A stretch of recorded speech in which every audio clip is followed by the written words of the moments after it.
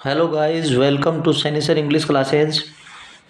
Last video में stanza one a thing of beauty is a joy for ever poem का stanza one की complete explanation हमने की थी, जिसमें John Keats object of beauty जो है नेचर की सुंदरता के जितने भी जो ऑब्जेक्ट हैं उनके लिए कहते हैं कि इनकी जो ब्यूटी है वो परमानेंट है। ये कभी ख़त्म नहीं होगी, कभी डिक्रीज नहीं होगी। ये इटर्नल और परमानेंट ब्यूटी है ये।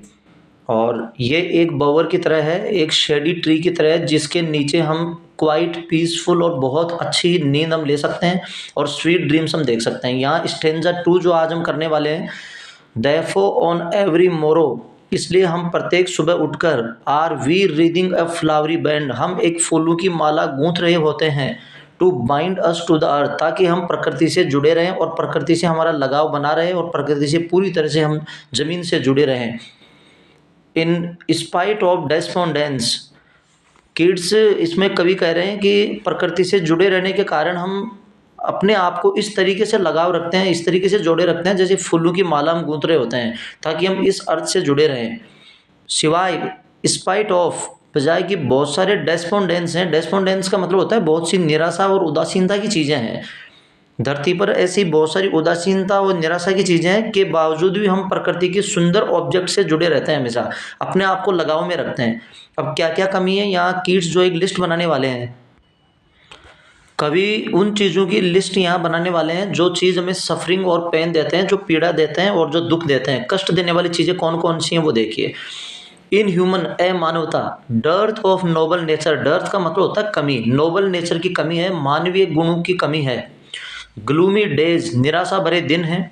ऑफ ऑल द अनहेल्दी, अस्वस्थ एंड ओवर डार्कन, और काले अंधेरे रास्ते हैं। ये सभी वो चीज़ें हैं, ये ऑब्जेक्ट हैं जो यहाँ आसपास में अपने विद्यमान है और जो हमें कष्ट, सफरिंग और पेन देते हैं। नोबल नेचर की कमी है, नोबल ग्लूमी डेज हैं, ओवर डार्कन्ड वे हैं। Made for our searching, yes, in spite of all, इन सब के बावजूद भी, इन सभी दुखों होने के बावजूद भी, इतने सारे कष्ट और ये सब होने के बावजूद भी, सम शेप ऑफ ब्यूटी, कुछ ऐसे सुंदरता के ऑब्जेक्ट हैं, कुछ सुंदरता की ऐसी चीज़ हैं, मूव्स अवे, जो ख़त्म कर देती हैं, मिटा देती हैं, the pole from our dark spirit, अपने काली अंधेरी आत्माएं और उनका दुख, उनका काला साया जो होता है, जो दुख और जो पीड़ा होती है, उन चीज़ों को कुछ सुंदरता के ऑब्जेक्ट है जो पूरी तरह से उनको ख़त्म कर देते हैं। पोइट के अनुसार निराशा, श्रेष्ठ लोगों का अभाव, दुख और उदासी भरे दिन और अंधेरे रास्ते हमारे दुखों के कारण है। और कोई भी सुंदर वस्तु जो होती है वो इन उदासीन आत्माओं को, यानी इस उदासीनता के बोझ को हमारे ऊपर से हटा देती है, ये कवि यहाँ कहना चाहते हैं। अब इसमें without wasting time figure of speech देख लेते हैं। फर्स्ट लाइन में देखते हैं, are we reading flowery band, यहाँ जो है ये वी रीडिंग होना चाहिए था, वी आर रीडिंग, इसने कर दिया आर वी रीडिंग, तो ये इन्वर्जन है। यहाँ आप ध्यान रखें, यहाँ इन्वर्जन हुआ है पहली लाइन के अंदर, तो यहाँ इन्वर्जन फिगर ऑफ स्पीच है। फिर चलते हैं, a flowery band to bind us, a flowery band, यहाँ जो ये शब्द लिखा हुआ है फ्लावरी बैंड, ये जो है मेटाफर है। यहाँ ए फ्लावरी बैंड यहाँ मेटाफर है, रूपक अलंकार है, क्योंकि फ्लावरी बैंड यहाँ सुंदरता के ऑब्जेक्ट को कहा गया है, सुंदरता की उस चीज़ को फ्लावरी बैंड का है, फूलों का गुलदस्ता, माला, तो यहाँ मेटाफर अलंकार हो गया है। और इसमें एलिट्रेशन भी है, क्योंकि बैंड और बाइंड, बे साउंड का एलिट्रेशन हुआ है, तो इस लाइन में हमें दो अलंकार दिख रहे हैं, एक तो मेटाफर और दूसरा एलिट्रेशन। उसके बाद में हम चलते हैं, तो इसमें एलिट्रेशन फिर से है, of noble nature, of noble nature में एलिट्रेशन है, नए न का डबल हो गया तो एलिट्रेशन हो गया। ग्लूमी डेज की अगर हम बात करें तो यहाँ ग्लूमी डेज के अंदर ट्रांसफर्ड एपिथेट हमें नजर आ रहा है, क्योंकि निराशा वाले दिन, दिन निराशा वाले नहीं हैं, निरासीन और उदासीन वो लोग हैं, लोगों की क्वालिटी यहाँ दिन को दी गई है, यानी ट्रांसफर्ड एपिथेट यहाँ हुआ है।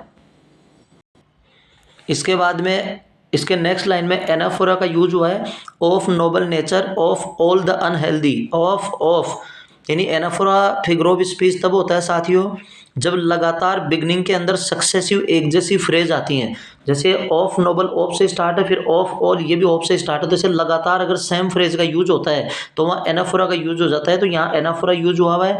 और इसके लास्ट में ओवर डार्कन्ड वे, इसमें फिर से ट्रांसफर्ड एपिथेट है, क्योंकि काले अंधेरे रास्ते नहीं है, काले अंधेरे उदासीन वो लोग हैं या वो चीज़ें हैं जो रास्ते पर चलती हैं, उनकी क्वालिटी जो है वो वेज को दी गई है, ट्रांसफर्ड एपिथेट हुआ है यहाँ। और लास्ट की लाइन में अगर हम देखें सम शेप ऑफ ब्यूटी कि कुछ सुंदरता की चीज़ें उन काली अंधेरी उदासीन आत्माओं को ख़त्म कर देती हैं। यहाँ सुंदरता की चीज़ें ख़त्म कर देती हैं यानी सुंदरता की चीज़ का पर्सोनिफिकेशन किया हुआ है। यहाँ ब्यूटी का पर्सोनिफिकेशन हुआ है, ब्यूटी को इंसान की तरह ट्रीट किया हुआ है। तो ब्यूटी का पर्सोनिफिकेशन हो गया और सम शेप यहाँ एलिट्रेशन हो गया स और स का। तो यहाँ दो अलंकार फिर से देखने को मिले हैं और इस पूरे स्टेंजा के अंदर हमें एंजमेंट जो है वो देखने को मिला है। एंजमेंट तब होता है जब विदाउट पोज, विदाउट कोमा और कोई पंक्चुएशन मार के लगातार पोइट अपनी फीलिंग्स को एक्सप्रेस करता है तो वहाँ एंजमेंट हो जाता है। तो यहाँ लगातार बिना किसी पंक्चुएशन के और लगातार बिना स्टॉप और पॉज के और लगातार अपनी भावनाओं को व्यक्त किया जा रही है इन लाइन्स के अंदर। तो यहाँ एंजमेंट का एक बेहतरीन एग्जाम्पल जो अपने सामने है। नेक्स्ट वीडियो में इसके PYQs और MCQs की हम बात करेंगे। तब तक के लिए थैंक यू।